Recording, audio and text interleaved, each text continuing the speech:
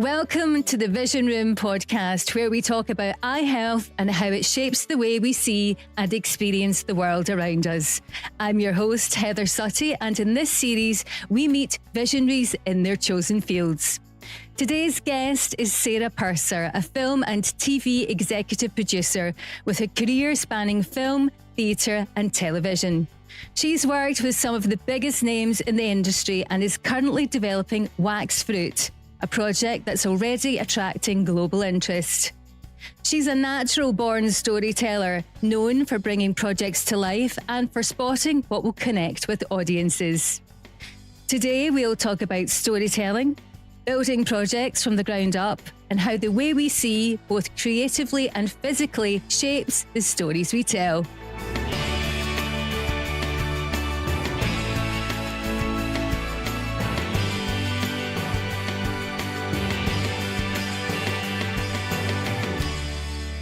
Thank you so much for joining us on the podcast. Thank you very much for having me. Very excited. You have worked across film, theatre and TV. Tell us about your first experience in that world.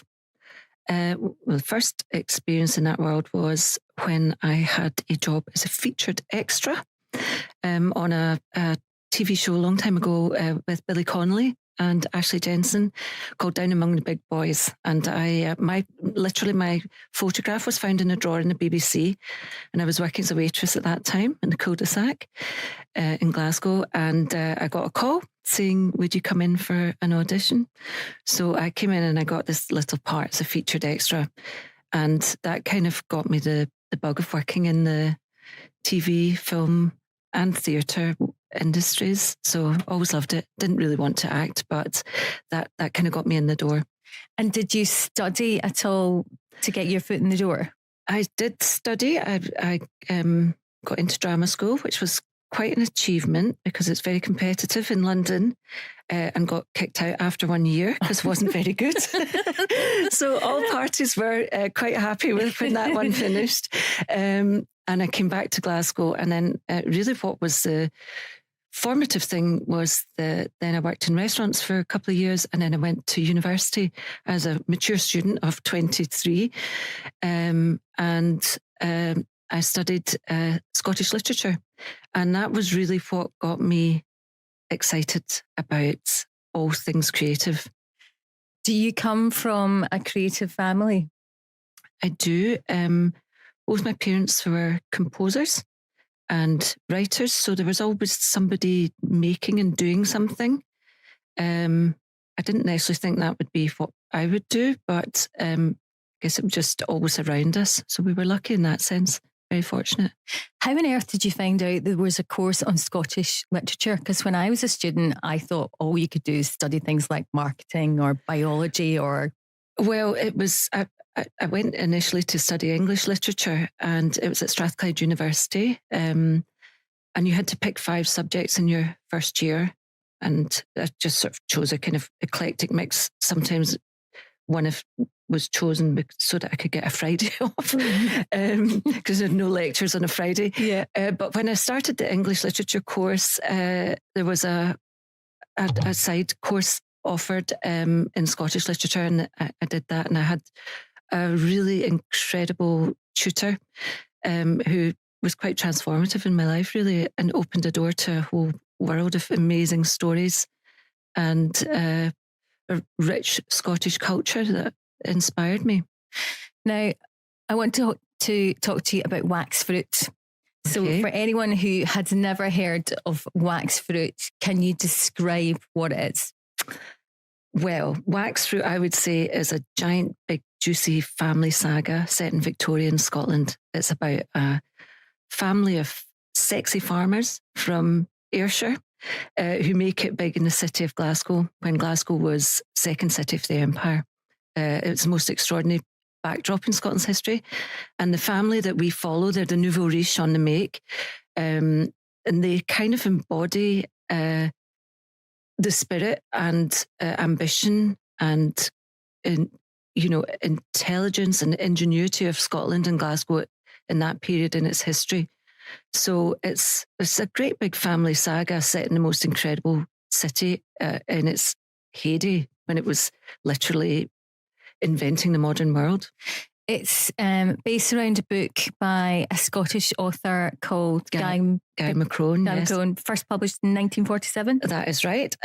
So Guy was a Scottish author based in the West End of Glasgow, and he wrote his Wax Fruit trilogy. And it actually, like many things in Scotland, it had to be a success in America first before we took it on board.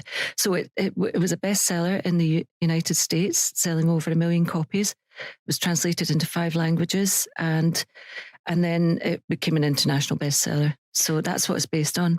So of all the Scottish stories that you could possibly look at transforming into film, TV or theatrical production, what was it specifically about Wax Fruit that drew you to it? I think it's because the characters are so relatable. I mean, they're a family, but they're funny, they're annoying, they're everything that everybody's family is. You know, you feel great sometimes and then you can't stand them the next minute. And he writes and observes that so beautifully that you just go with them. And it's witty, it's clever, it's intelligent. It's a really good story, very well told. So to me, it's an absolute treat, and it's a no-brainer for a multi-season epic for TV. Okay. Now, in terms of coming across this book, how did you discover Wax Fruit? Well, it's quite a nice wee story. So my husband and I bought a wee flat in Grosvenor Terrace, which is a very swank terrace. We had a little attic flat there. And when we moved in, the previous owners had left a nice bottle of wine, a card, and a copy of Wax Fruit. And a certain page was marked out, and I hadn't heard of the novels, and I had a look at the page, and it's when our lead character, Belle Moorhouse, who is a woman on a mission to make it, it's when she finally gets her wish, which is to move to the West End of Glasgow, and she moves into Grosvenor Terrace. So really what the owners are saying is, well, you've made it now, you're in Grosvenor Terrace.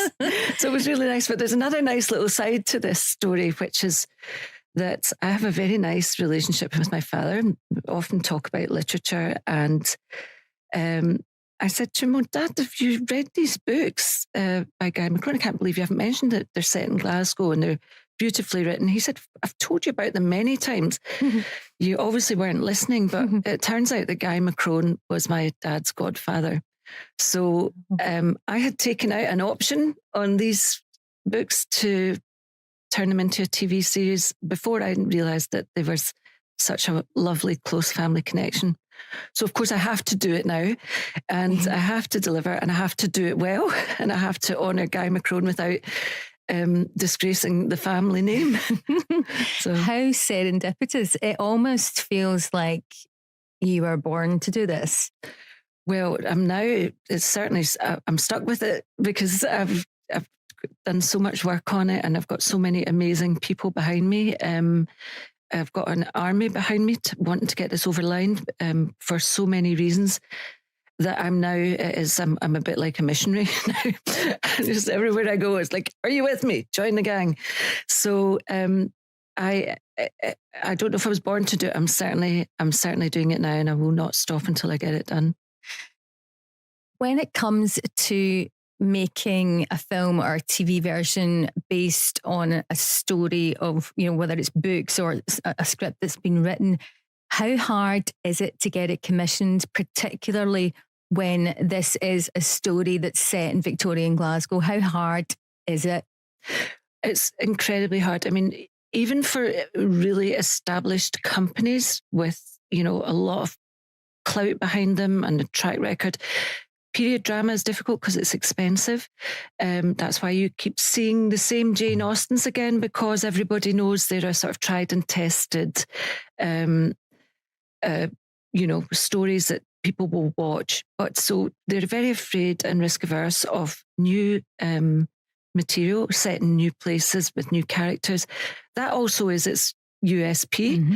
So everything that is a disadvantage, we're saying, well, this is why you've got to do it, because Jane Austen's great, but we've seen it.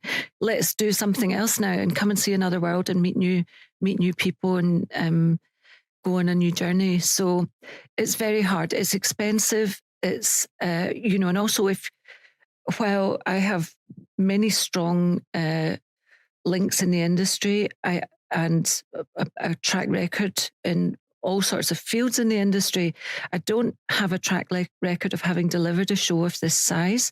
So, it's a challenge to get listened to. And it's, I'm not in the room in the same way that many established producers and companies are. But that said, I've got the people behind me, and that's very powerful. Exactly.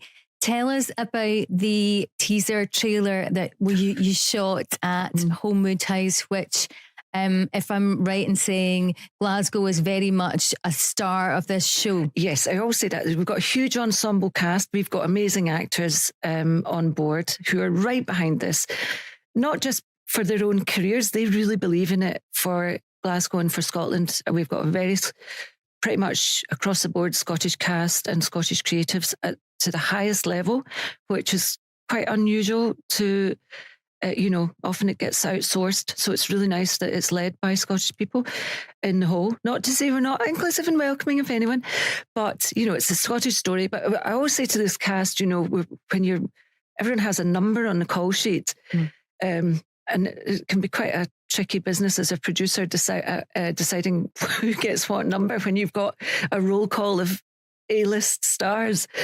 And I just always say, right, Glasgow's number one on the call sheet. Love it. So then they can't fight over it anymore. So Glasgow's number one in the call sheet. Tell us about the cast that lined up to support you to shoot the teaser. Well, the first person we got on board was Martin Compston. Well, that's not entirely true, because I'm old friends with Ashley Jensen from that film I did a million years ago with her. That was the first time I met Ashley. And I always said to Ashley, right, you're in, you've got to be one of the annoying sisters. She's like, that's fine. I'll do that. But Martin really was the one we first approached formally. And Martin has been amazing, hugely supportive. It's not green lit. So it's quite it's difficult for an actor to come on board something that's not greenlit, because they've got huge commitments to other projects. They have to be careful that they don't attach themselves to something that's never going to get made. It potentially cheapens their brand.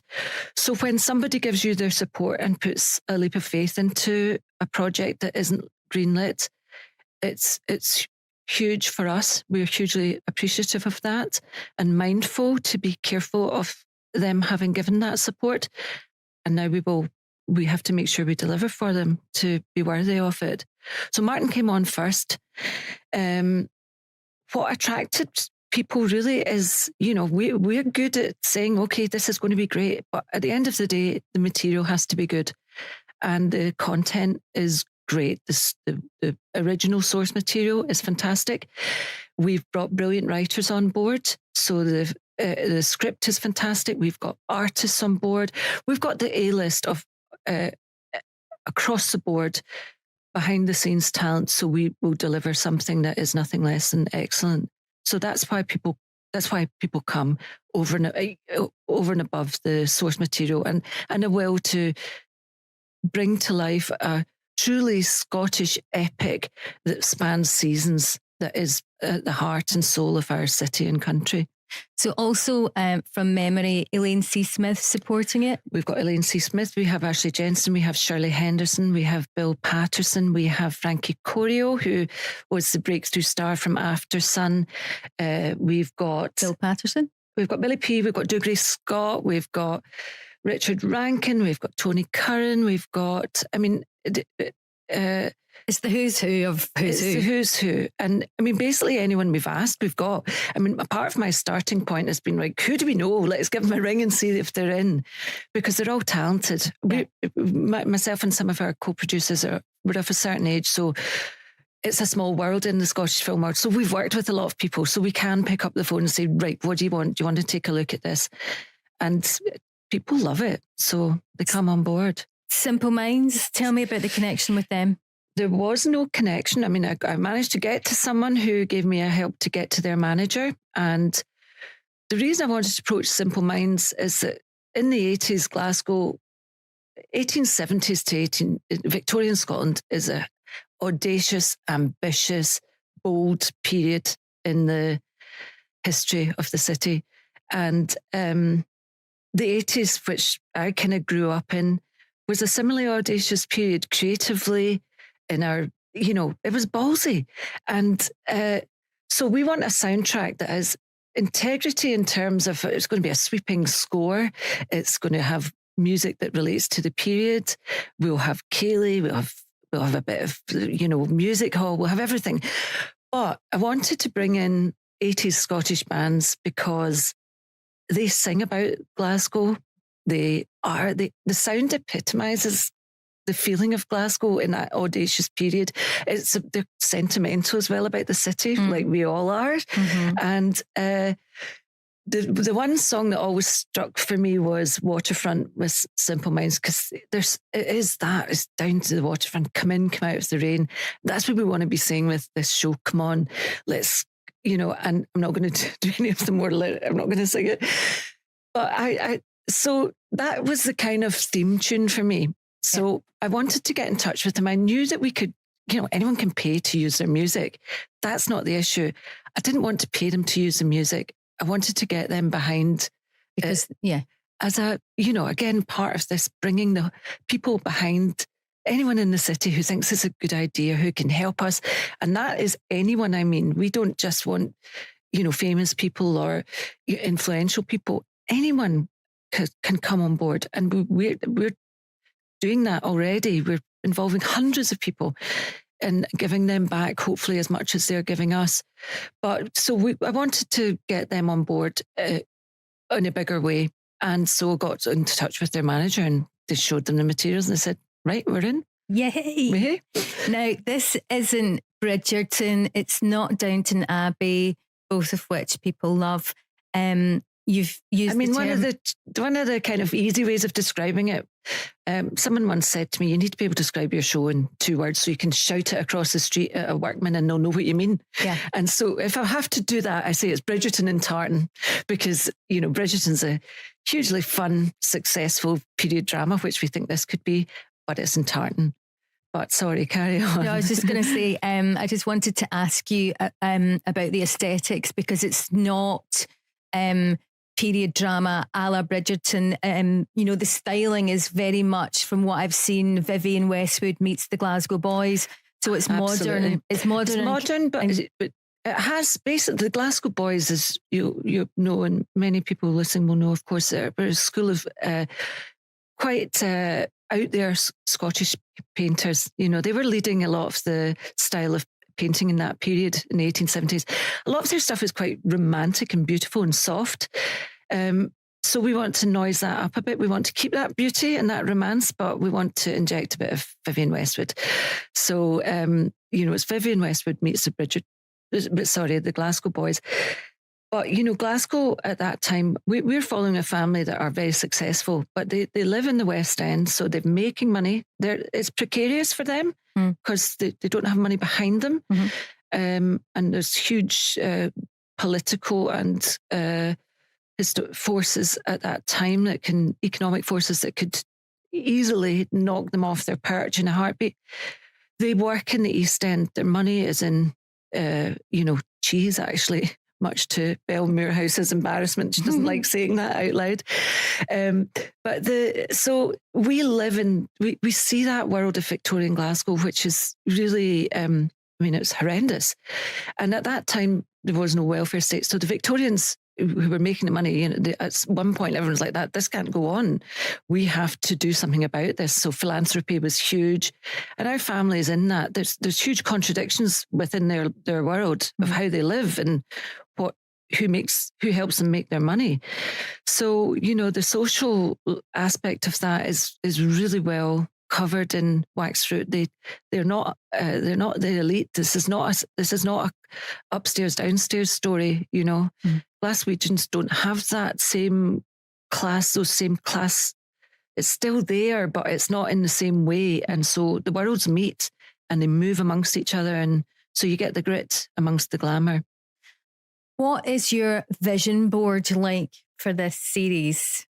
My mood boards in my office. Yeah, because it's like, this is all about a vision for a TV series, isn't it? You know, we're talking about hundreds of episodes. So what's on your vision board? We've got, the series spans decades, from about 1870 to about just before the First World War, and that really does change Glasgow. That's kind of the end of the glory days, really. But, and for many major cities across the world, of course. But there's 5 novels in the series which follows the fortunes of the Moorhouse family and other families, interlocking stories. And so we've got a multi-season epic that's 10 episodes per season, 5 seasons, spanning decades, following the world. What's on the vision board, though? Oh, literally. Literally, what can we see? If we walked into your office, what would we be looking at? Well, it's hard to start and finish because it's covered in images of Victorian Glasgow, of the Botanic Gardens to the Clyde, to the Kibble Palace, to theatre tickets, to, I mean, it's the biggest problem with this show is there's so much happening in Victorian Scotland that it's hard to squeeze it all in. Yeah. So I mean, it's an incredible rich world. We go down the water every year with the family. They go to Arran on their holidays. It's set in Ayrshire, but we go to the Highlands. I mean, it's Victorian Scotland in all its glory. Country, city, industry, art, music. It's an incredible world. It's an amazing global story, and it's the type of project that you could maybe see somebody like Brad Pitt supporting. Yeah, well, I have actually got my eye on Brad Pitt, not just because he's Brad Pitt. I think we all got we've all got our eye on Brad Pitt. No, well, I mean, I found out we're kind of keen to get an American star on board. Not for cynical reasons, but I mean, the Waxfruit, the Moorhouse family, they are the forefathers of modern America, and Glasgow was the DNA. Our city is the blueprint of modern American cities. Mm-hmm. Not just in its grid system. One of my main motivations with this show is, and anyone who's been around Glasgow recently, and especially in the light of the recent fire, is in despair. We've got all these incredible buildings. They're crumbling. The Waxfruit world is literally crumbling before our eyes. And so, you know, we want to bring it to a global audience. And when we thought, right, okay, let's get an American on board, because our family do go out to America. This is a world that Americans came to find out about how to build modern America. So we could easily bring in someone. And then I heard that when he was filming World War Z, mm-hmm. He is a huge, passionate and very knowledgeable lover of architecture. And he, at that point, another great upset to our city was that the art school had burned down twice. And Brad Pitt got seriously involved with that, and put his money where his mouth was, and really wanted to help try and do something about that. I don't know where it led, but what I will say is that if I could get hold of Brad Pitt and say, come on, help us get Waxfruit made and save Victorian Glasgow, you know, whatever way you can be in it if you want. You can be an American tycoon bringing bourbon to beat our whiskey market, whatever it is. You know, we need people behind it for bigger reasons than just getting a brilliant show about an amazing place and time on board. You mentioned World War Z. Glasgow has historically provided an amazing backdrop for so many Hollywood productions, whether it's Indiana Jones, Batman, World War Z and all the rest of it. But there's never been a show that's showcased the architectural gems built by people like Alexander Greek Thompson before, has there? No, not to my knowledge. There hasn't been a drama that's done it. I mean, we've had documentaries and stuff. I mean, the reason though those shows all come over to Glasgow to double for America is because we were the blueprint. We come back to that because they it looks like it.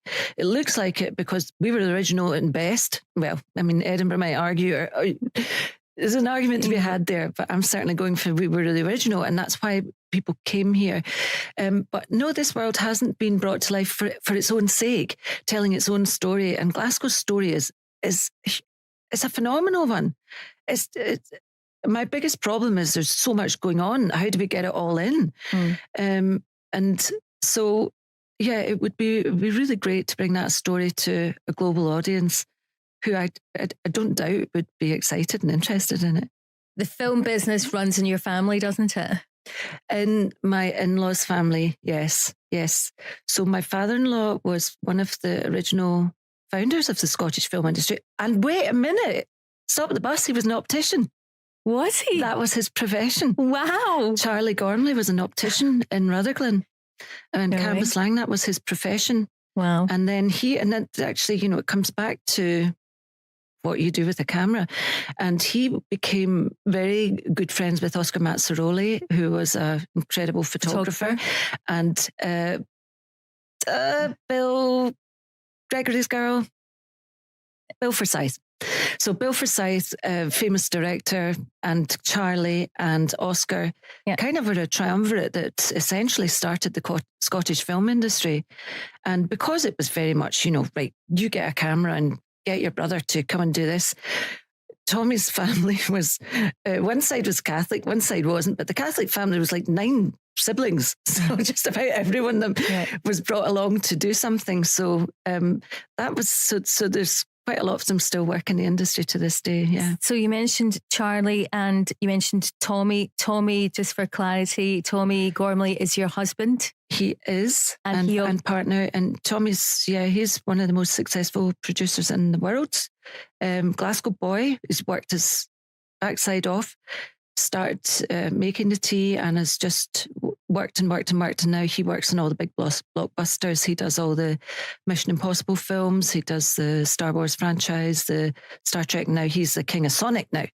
Sonic the Hedgehog. That's his latest. And he's also attached to Waxfruit, and you have 2 young sons, and they both work in the film industry as well. They have now muscled their way in. One is working in special effects, and the other one is working in the assistant director's department. So the older one's moving up the ladder. He blows things up and welds things and things like Gladiator. Yeah, he was very lucky. He got to be a PA on with one of the biggest special effects teams. So his CV starts at Gladiator, Napoleon, and can only go downhill. But and then the other ones, he's working in the assistant director department, which is the kind of the central department that liaises between all the others, the kind of machine at the centre of it. Yeah. Final question: what is the global vision for Waxfruit in one sentence? Waxfruit is a global franchise. It is. It's a multi-season, multi-generational epic for a global audience. And can we expect a soundtrack, clothing, accessories, merchandise? It's off the scale what we can do. I mean, my biggest problem is stopping the list. So many things we can sell. We're going to do it. Sarah Purser, we wish you all the very best with Waxfruit, and thanks for joining us on the podcast. Thank you very much for having me and letting me bang the Waxfruit drum.